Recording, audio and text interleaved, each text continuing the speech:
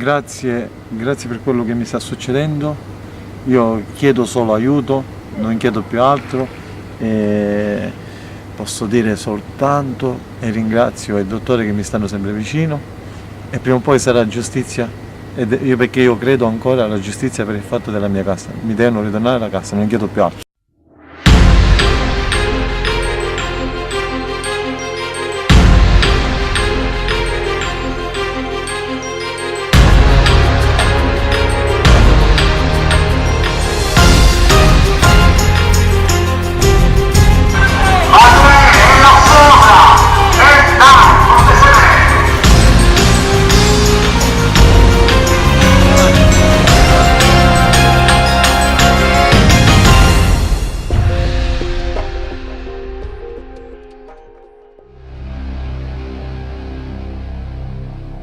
Buongiorno, benvenuti alla prima edizione del nostro notiziario che apriamo parlando ancora della minaccia di suicidio di un uomo, un cantante neomelodico che ci riprova dopo qualche giorno, richiede l'assegnazione di una casa, la sua protesta continua e lo fa ancora una volta in maniera alquanto eclatante. Sentiamo per tutti i particolari Mario Grasso.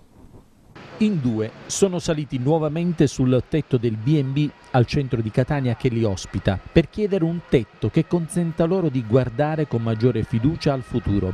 Sono 8 famiglie alloggiate dal comune di Catania sino al prossimo mese di giugno, tra queste quella del cantante neomelodico Alessio Ossino, che ieri sera, così come qualche settimana fa e ancor prima come nel mese di maggio dello scorso anno, ha minacciato di gettarsi giù se la sua voce non fosse stata ascoltata. Mandato via di casa, a suo dire, per una ingiustizia nel 2013, affetto da patologia invalidante al 74%, Ossino rivendica da mesi con voce il diritto ad una casa, un alloggio popolare per il quale sarebbe disposto a pagare il mensile, ma di cui non ha notizia dal comune che, dal canto proprio, provvederà sino a giugno, stante la situazione, a pagare l'affitto alla proprietà del B&B in cui Ossino dimora e da cui stanotte ha minacciato di gettarsi giù, costringendo i vigili del fuoco a rimontare tutti i sistemi di sicurezza necessari e facendo così scattare una denuncia per procurata allarme. Mi ha scattato anche la denuncia sia a me che al mio compagno di stanza di procurato allarme.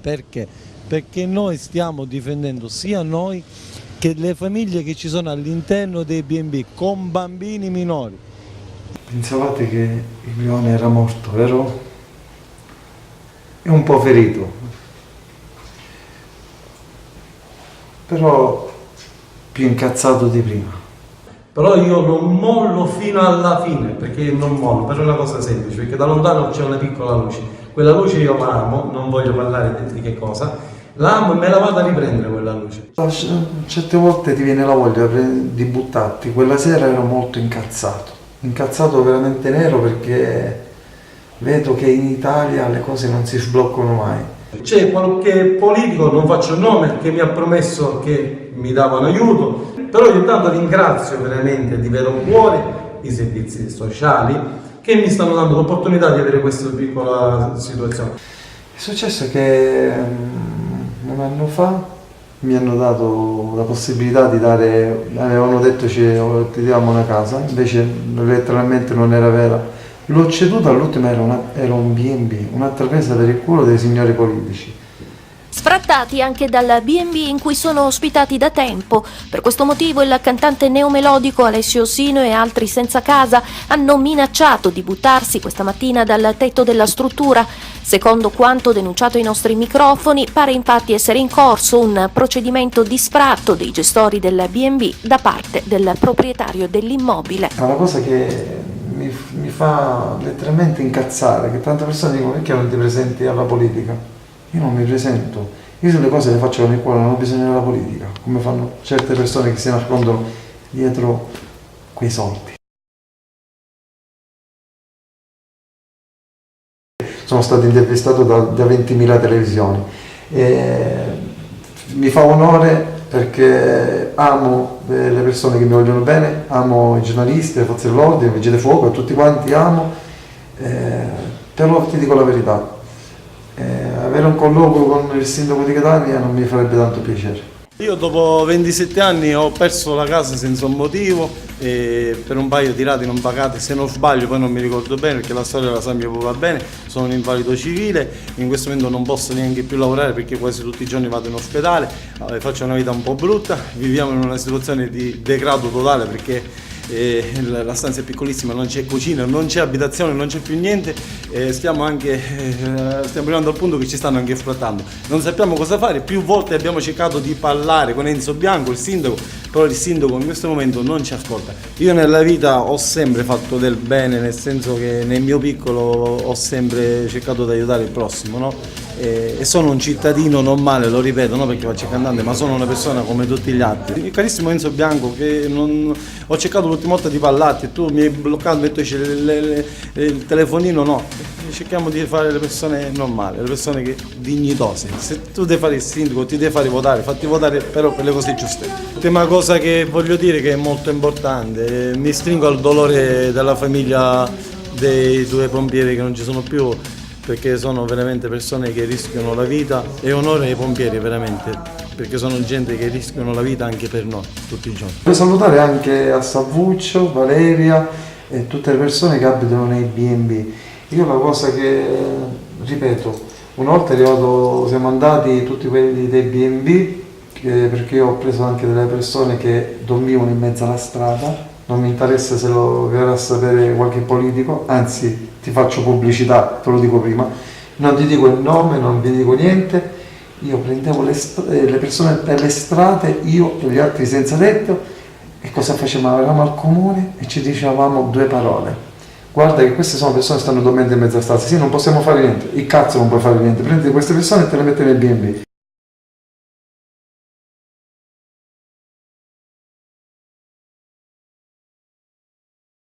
Ci sarà lo sfratto, come ho detto, questo campione che sta venendo il proprietario del B&B che ci deve lasciare l'immobile. Giulia, sono scese anche le mogli. Amore, scendi! Amore, scendi! Si è sfiorata la tragedia oggi a Catania, in pieno centro. Il tutto scaturito dalla disperazione di due famiglie distrattati che hanno dato vita a una protesta per chiedere una casa e il lavoro. In due poi hanno minacciato di lanciarsi nel vuoto dal terzo piano di uno stabile barocco in via di San Giuliano, un B&B all'altezza dei quattro canti. Per queste famiglie il comune ha assegnato una stanza e un bagno dopo lo sfratto, ma la situazione con mogli e bimbe è divenuta insostenibile. Cerco solo che qualcuno mi dia una risposta, anche con un messaggio. Io cerco di salvaguardarmi, la situazione si può fare, perché essere papà è la cosa più bellissima al mondo, per questo sto lottando e non mollerò. E mentre i due uomini minacciavano di mettere fine alla loro vita sotto il loro sguardo, si agitavano i soccorsi dei vigili del fuoco di Catania, messi in difficoltà da quella che in un comunicato hanno poi definito una nota stonata. Guerra veramente tutti, perché sono nervoso molto. E ora c'è qualche altro amico che si deve salvare, Samuele. Ciao.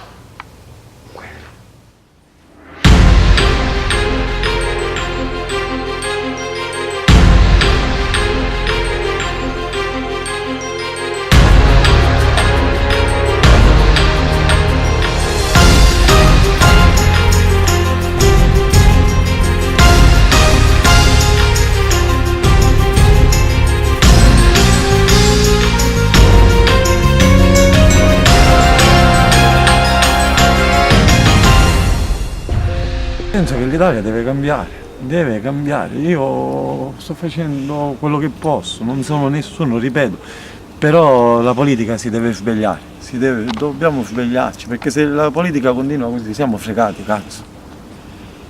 Le tenebre diventeranno luci, perché ci sono io che illuminerò tutte cose.